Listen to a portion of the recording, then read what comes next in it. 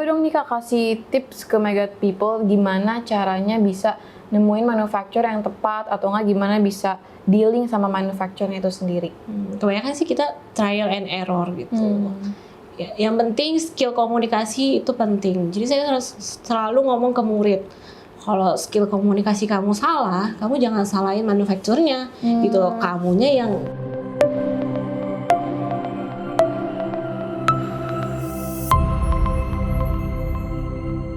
Hai Mega People, balik lagi di Mega Talks yang cuman hanya ada di Megatama Group YouTube channel. Nah, seperti biasa, Mega Talks ini nggak akan berjalan dengan lancar tanpa adanya guest star yang keren, hebat, dan yang akan memberikan kalian informasi dan insight baru nih mengenai dunia fashion. Nah, di kesempatan kali ini kita guest starnya itu yaitu dari Jakarta Fashion Art School. Nah, di sini aku sama Kak Winda. Iya, Miss Winda. Miss Winda, the owner of the art school itself. Keren banget. Apa kabar Kak? Baik, apa kabar semua? Nah, daripada Megatama People ini nunggu-nunggu lama, kita langsung aja ya Kak, chit Iya, chat. boleh. Nah, sebelum memasuki pertanyaan tentang dunia fashion nih, ceritain dong Kak, sejarah berdirinya Jakarta Fashion Art School. JF Art School itu berdiri di tahun 2014. Nah, saya lulusnya itu tahun 2010. Seperti kebanyakan orang, setelah lulus kuliah pasti kita kerja dulu. Saya sih kerjanya waktu itu magang di Sabto, di Mas Sabto, Joko Katiko. Lanjut, habis itu jadi fashion designer di Gaudi. Itu kurang lebih berapa bulan. Lanjut ke stasiun TV. Tuh, dari sana sambil kerja itu sebenarnya saya udah coba-coba bikin usaha, terima-terima freelance seperti potong bahan, bikin pola untuk konveksi. Jadi saya udah tahu tuh custom made sama konveksi polanya tuh bedanya apa gitu. Habis itu setelah udah banyak customer, saya resign di tahun 2012. Saya resign 2 tahun jalanin custom made gown. Akhirnya kayaknya lucu juga nih bikin wadah untuk pecinta fashion sekaligus wadah untuk mengajarkan orang gitu, mendidik orang untuk menjadi gimana sih cara bikin baju yang baik. Kok bisa sih desainer itu terkenal keren ya kayaknya. Terus kebetulan juga di daerah saya tuh belum ada kursus dari fashion sendiri itu gitu. Jadi maka itu 2014 kita buka. Jadi dulu JF Kak Art School. Kuliah fashion juga? Fashion design? Enggak. Jadi langsung jadi fashion design? Benar. Iya. By experience, pengalaman. Kakak belajarnya di mana dong tuh berarti? Saya lulusan accounting di BINUS, manajemen. Nggak belajar tentang jadi fashion di Bunka. design itu? Oh di Bunka. Oh oke. Sebagai pengalaman yang fashion udah lama nih Kak, menurut Kakak apa sih key point yang orang-orang pecinta fashion nih yang mau masuk ke industri fashion tuh mereka harus ngapain sih? Kalau menurut aku sih ya, kalau untuk terjun ke dunia fashion itu sendiri ya, yang paling harus ada itu mental yang kuat, aku bilang ya menurut aku. Karena berjalannya aku mengajar, aku ketemu murid, ngasah dia punya skillnya. Kadang skillnya aja itu nggak cukup. Kadang dia udah pintar, polanya paling pintar, jahitannya rapi. Dia masuk ke dunia fashion, pasti mereka kaget dengan kan tidak harus ada, maksudnya banyak faktor-faktor lain menunjang itu sendiri. Harus marketing harus pinter, sosial media juga harus pinter. Paling ya gitu, mental yang kuat, harus inovatif terus, harus ada brand DNA-nya. Jadi untuk masuk market juga kalian tahu, oh saya itu ada value tersendiri gitu. Jadi yang related to business juga ya Kak? Betul. Nah menurut Kakak nih menjadi seorang fashion design di Indonesia itu menjanjikan nggak Kak? Menurut aku menjanjikan sekali sih. Kenapa tuh Kak kira-kira? Karena kadang-kadang banyak yang nanya, kenapa namanya JF Art School? Padahal kan sama-sama sekolah jahit, sama-sama sekolah gambar. Apa bedanya sih? Kenapa aku pakai nama JF Art School? Art and fashion itu kan sangat berdekatan kan. Art itu lebih luas dari fashion, tidak hanya melulu tentang baju. Makanya banyak murid yang datang ke kita itu sebenarnya masih bingung. Sebenarnya mau jadi apa sih mereka? Sebenarnya saya bisa nggak sih, mereka pada bilang nanya gitu. Sebenarnya harus punya keahlian, harus punya bakat nggak sih? Terus saya sebagai pengajar tuh selalu ngomong, kalau fashion itu bukan hanya di baju loh, banyak bisa bikin tas, desainer tas. Sekarang kalau emang terkenal, harga jual satu tas aja mahal kan. Desainer sepatu itu juga sama gitu. Kadang-kadang saya gali murid, explore lebih banyak. Kamu sukanya mana gitu. Bahkan kan desainer aksesoris aja sekarang bisa kayak Rinaldi Ayunan, itu terkenal banget kan. Itu kan Sampai cuma luar bikin negeri. hairpiece gitu-gitu kan. Jadi jangan terpaku sama fashion only gitu. Banyak hal yang bisa diekspor untuk murid-murid. Kalau menurut kakak nih, perkembangan fashion di Indonesia tuh gimana sih kak saat ini dari segi market maupun juga dari praktisinya itu sendiri? Kalau untuk dari praktisi sih udah bagus banget ya. Dari sekolah-sekolah fashion, platform-platform juga sekolah lomba itu udah banyak kan. Tapi ya itulah. Maksudnya sekolah fashion itu kan hanya menggait murid-muridnya fashion aja. Jadi marketnya juga itu aja. Sekarang kan yang lagi booming banget kan Citayam Fashion Week ya kan. Itu ya justru pemerintah harus lebih concern lagi buat bikin itu tertata. Kalau bisa sih sampai terkenal di luar negeri seperti Harajuku Style kan. Karena itu kan nggak kepaku murid sekolah fashion gitu.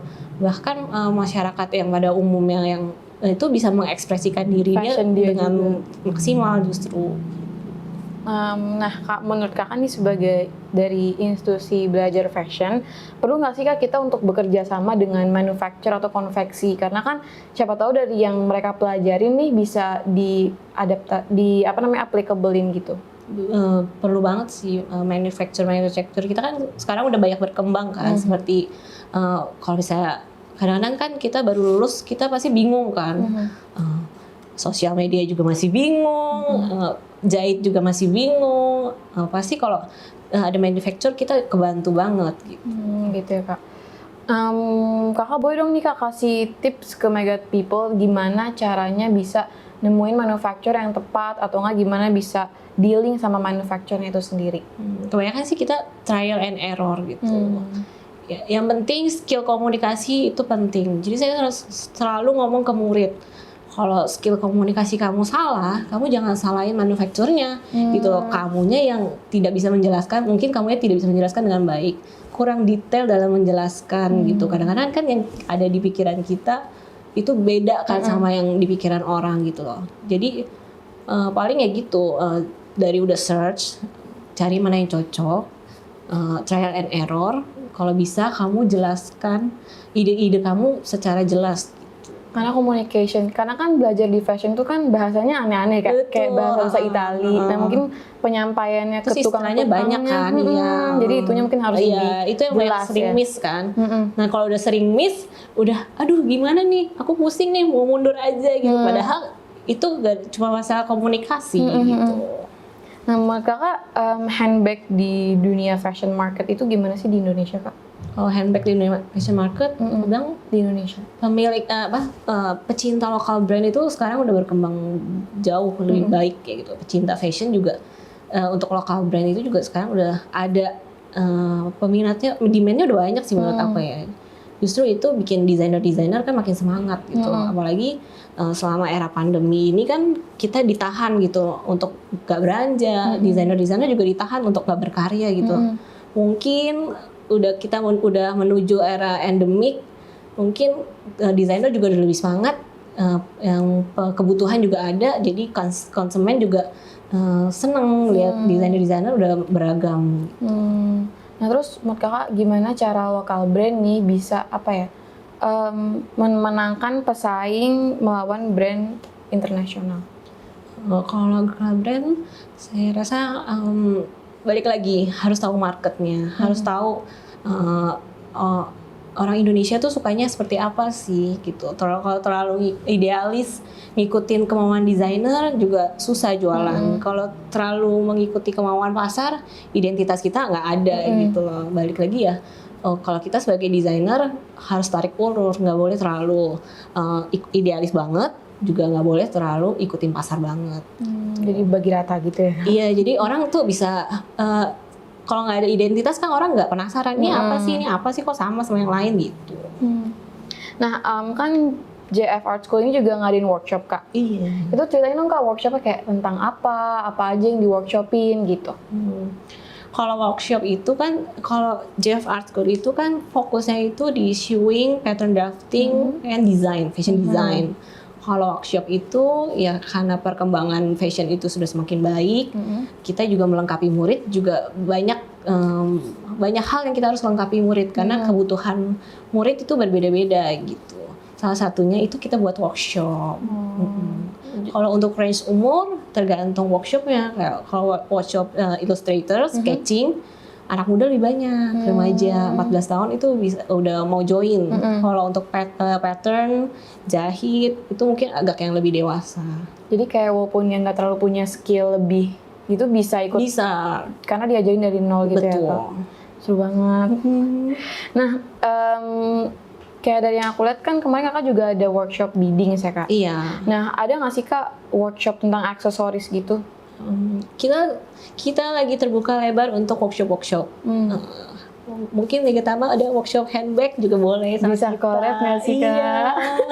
Nanti. Pokoknya kita akan memperlengkapi murid semaksimal mungkin. Apapun yang mereka Betul, butuhkan gitu ya.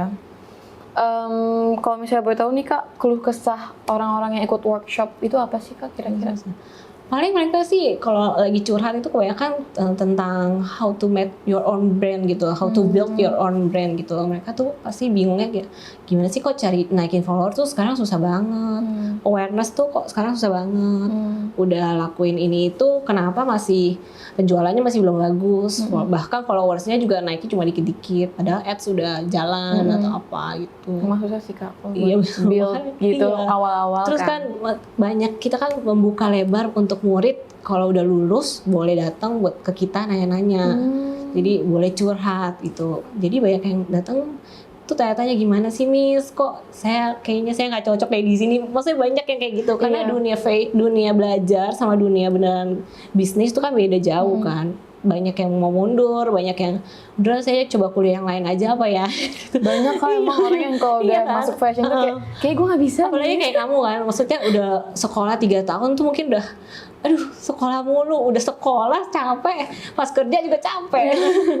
Bener-bener. Iya, makanya kalau mereka datang sih saya selalu bilang emang dunia fashion, dunia bisnis itu seperti itu.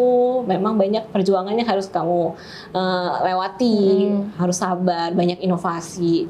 Coba strategi-strategi yang baru. Pasti dari strategi beberapa yang kamu coba nggak mungkin lah satu nggak lolos. Nah kalau udah satu lolos itu kamu kencengin di sana, kamu lebih eksplor lagi. Ternyata kalau strategi ini masuk kayak buat brand saya, berarti saya harus lebih fokus di strategi ini gitu. Gitu Kak. Nah, yang tadi Kakak mention masalah kayak pandemik gitu, dari JF Art School ini ada nggak sih Kak dampak dari pandemik gitu? Kebetulan syukurnya itu saya terima kasih banget karena banyak sekali yang mempercayai kita itu sebagai wadah mereka untuk belajar ya, walaupun di masa-masa pandemi. Mungkin mereka tuh nggak tahu bosen atau nggak bisa pacaran atau apa, mereka nyasarnya belajar. Kan waktu belajar lebih banyak gitu sih, kan. dari rumah juga. Iya, dari rumah juga waktu belajar lebih banyak gitu. Mau nanya-nanya lebih fokus lah gitu mereka. Jadi pas pandemi itu kita syukur ya juga kekurangan minat belajar kita nggak gitu berkurang gitu. Abis after ini yang mau menuju endemik juga udah masih lumayan antusias sih. Masih ya? Enak banget berarti. Nah terakhir nih Kak, boleh dong Kakak kasih saran atau kata-kata penutup nih buat Mega People yang mau masuk ke dunia fashion? Untuk yang mau masuk ke dunia fashion, harus punya mental yang kuat, harus berinovasi, cari brand yang cari yang kamu suka apa, belajarin marketnya, pelajarin strateginya. Kalau udah coba, jangan pantang menyerah. Be a good planner and be good finisher. Kadang-kadang anak sekarang plannernya udah bagus nih, karena mereka kan sosial medianya udah lebih kenceng kan daripada seperti kita gitu. Tapi di tengah-tengah perjalanan mereka goyang sendiri, bingung sendiri.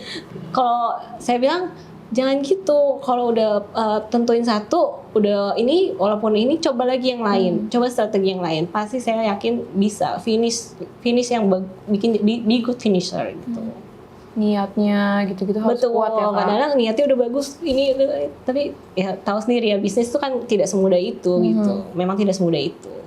Saya berharap JF Art School itu bisa menjadi wadah kalian untuk menimba ilmu, untuk belajar lebih dalam tentang fashion dan art itu sendiri.